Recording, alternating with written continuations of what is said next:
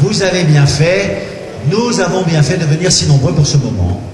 Il restera gravé dans nos mémoires comme vraiment un instant de joie profonde. Je pense en particulier aux enfants que je vois nombreux. Je suis très content de vous voir. Et je me dis que dans 50, 60 et 70 ans, vous direz « Ah, mais la Vierge de Fourvière, quand j'avais 8 ans ou 10 ans, on l'a descendue, j'étais là. » Et j'espère que dans 6 mois, vous serez là aussi quand on la remontera. Je m'associe de tout cœur, vous le devinez, à la gratitude qui vient d'être exprimée par le président de la Fondation, le professeur Jean-Dominique Durand, et en particulier pour ceux qui ont été les artisans de ce que nous venons de vivre. Nous imaginons combien de calculs, combien d'attention, combien de préparation. Dans les jours derniers, on voyait tout monter, puis s'approcher, puis ces immenses grues arriver. Évidemment, je suis situé aux premières loges et je me disais, mais ça va être un très grand événement. Donc je voudrais dire à tous ceux qui sont les artisans de ce travail, notre grande admiration. Nous attendions aussi de la voir de près, n'est-ce pas?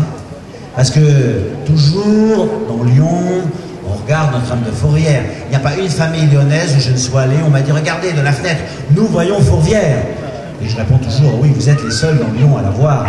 Et en fait, on voit ses mains, ce qu'on voit surtout, le visage. Nous ne connaissons pas l'expression de son visage comme nous sommes loin.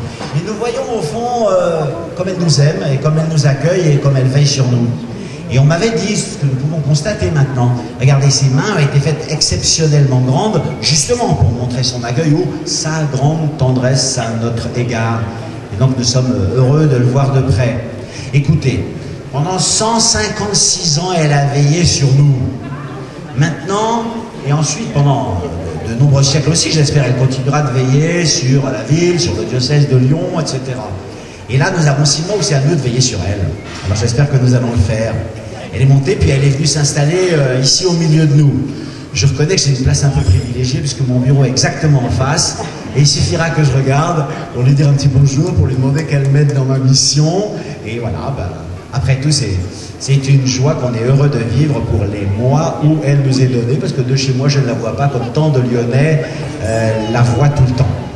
C'est vraiment dans la ville de Lyon comme un personnage essentiel, en fait, pour nous. Tout le monde le sait, et ceux qui viennent ici pour nos grandes fêtes lyonnaises, du 8 septembre ou du 8 décembre, le savent et le vivent avec nous, et viennent le vivre avec nous. Je sais que vous ne seriez pas content si je ne faisais pas aussi un petit couplet de théologie, alors je vais le faire. Pendant que la Vierge montait tout à l'heure, quelqu'un m'a dit, regardez son ascension. Ah, j'ai dit non. Ascension, permettez-moi de faire du latin, ascendit, c'est un actif. Et la Vierge Marie, elle est toujours à se laisser faire par Dieu. Le Christ, on parle de son ascension, ascendit in celum. Mais la Vierge Marie, comme vous savez, dans la grande fête du 15 août, on dit son assomption. Et c'était beau. Cette fois-ci, c'était les leviers, les grues qui la montaient. Et elle se laissait emmener dans son voyage qui évoquait pour nous la très grande fête du 15 août. Et ensuite, elle a été posée ici, au milieu de nous. Un des chants que les catholiques chantent le plus souvent depuis quelques années, que j'aime beaucoup, c'est comme on la voit au milieu de notre famille. Et on dit, dans ceux qui suivent le Christ, dans ceux qui aiment Dieu, dans ceux qui vivent la foi, on peut dire qu'elle est la première. Sur notre chemin d'humanité, elle est la première en chemin, sur ce chemin des croyants.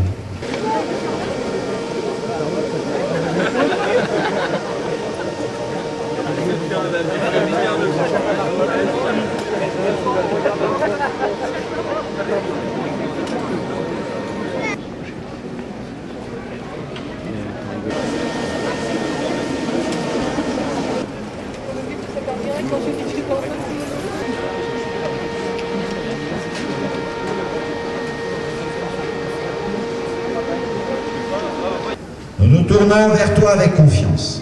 Réconforte et soutiens toutes les familles, surtout celles qui sont en difficulté. Obtiens de Dieu qu'elles vivent dans la bonne santé, la concorde et l'affection, qu'elles sachent se tourner vers le Christ et qu'elles découvrent le bonheur simple de la prière qui rythme notre vie. Prie pour nous, prie pour les enfants et les jeunes, pour les parents et les grands-parents, prie pour ceux qui se préparent au sacrement du mariage et pour ceux que Dieu appelle à se consacrer à lui. Aide les jeunes couples à bâtir leur amour sur le Christ, notre rocher. donne tendresse et consolation aux personnes seules ou séparées. Comme tu en as donné l'exemple aux noces de Cana, rends-nous attentifs aux besoins de tous les hommes et à ce qui fait leur vie. Veille à ce que nous ne manquions de rien, comme une bonne mère. Veille à ce que le bon vin de l'Évangile coule toujours au milieu de nous comme une source de joie.